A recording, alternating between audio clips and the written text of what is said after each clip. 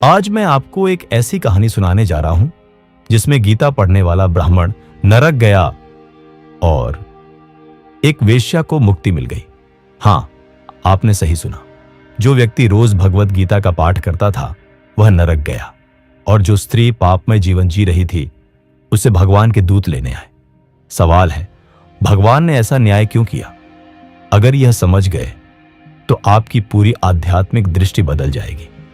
एक शांत गांव में एक विद्वान ब्राह्मण रहता था। वह प्रतिदिन अपने घर के दरवाजे पर बैठकर गीता का पाठ करता था। लोग उसकी बहुत प्रशंसा करते थे। उन्हें लगता था यह बहुत पवित्र व्यक्ति है। लोग दूर दूर से आते, उसका पाठ सुनते और उसके चरण स्पर्श करते।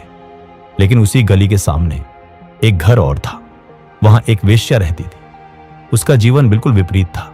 रात भर लोग आते जाते, शोर, पाप, व्यभिचार, और हर सुबह जब ब्राह्मण गीता पढ़ता, वह वेश्या अपने घर के अंदर बैठकर उसकी आवाज सुनती थी।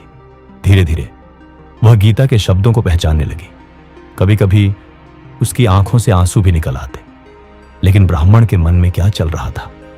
वह सोचता, देखो इस पापिन को, कितना गिरा हुआ जीवन जी रही है। ये कभी सुधर नहीं सकती। हर दिन गीता पढ़ते हुए भी उसका मन उसी स्त्री के दोषों में लगा रहता, और उधर वह वेश्या मन ही मन भगवान से प्रार्थना करती, हे प्रभु, काश मैं भी कभी ऐसा पवित्र जीवन जी पाऊं। काश मेरा जीवन भी एक दिन बदल जाए। फिर एक दिन कुछ ऐसा हुआ जिसने पूरी कहानी बदल दी। एक ही दिन दोनों की मृत्यु हो गई, और फिर आकाश से दो प्रकार के दूत उतरे। सबको लगा विष्णुदूत ब्राह्मण को लेने आए होंगे, लेकिन हुआ बिल्कुल उल्टा। विष्णुदूत वेश्या को लेने आए और यमदूत ब्राह्मण के लिए आए। ब्राह्मण चिल्लाया, यह कैसे हो सकता है? मैंने जीवन भर गीता पढ़ी, मैंने धर्म का पालन किया, और यह स्त्री पाप करती रही। तब दूतों ने शांत स्वर में उत्तर दिया, हे ब्राह्मण, तुम गीता पढ़ते थे, लेकिन तुम्हारा मन दूसरों के दोषों में लगा था। तुम्हारी जिह्वा गीता पढ़ रही थी, लेकिन तुम्हारा मन आलोचना में डूबा हुआ था। और यह स्त्री अपने पापपूर्ण जीवन के बावजूद हर दिन गीता सुनती थी और भगवान से प्रार्थना करती थी कि वह भी एक दिन पवित्र बन सके। इसलिए उसका मन भगवान में था और तुम्हारा मन दूसरों के दोषों में। अब जरा रुक कर सोचिए, क्या यह कहानी सिर्फ उस ब्राह्मण और वेश्या की है, या कहीं ना कहीं यह हमारी भी कहानी है?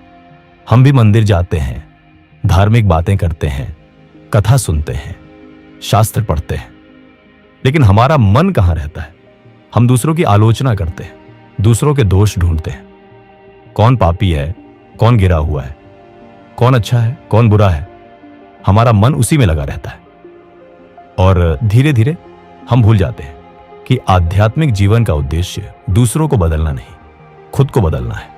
भगवान कहते हैं, यम यम वापि स्मरण भावम त्यजत्यन्ते कलेवरम तम तमेवैति। भगवत गीता 8.6 है। अर्थात मनुष्य मृत्यु के समय जिस भाव में रहता है वह उसी अवस्था को प्राप्त करता है, और मृत्यु के समय मन वही सोचता है जिसका अभ्यास जीवन भर किया गया हो। इसलिए जीवन भर हमारा मन जिस दिशा में चलता है, अंत में हम उसी दिशा में चले जाते हैं। इसलिए अगर आध्यात्मिक जीवन में आगे बढ़ना है तो दूसरों के दोष मत देखो, अपने मन को देखो, क्योंकि भगवान कर्म से पहले मन की दिशा देखते हैं।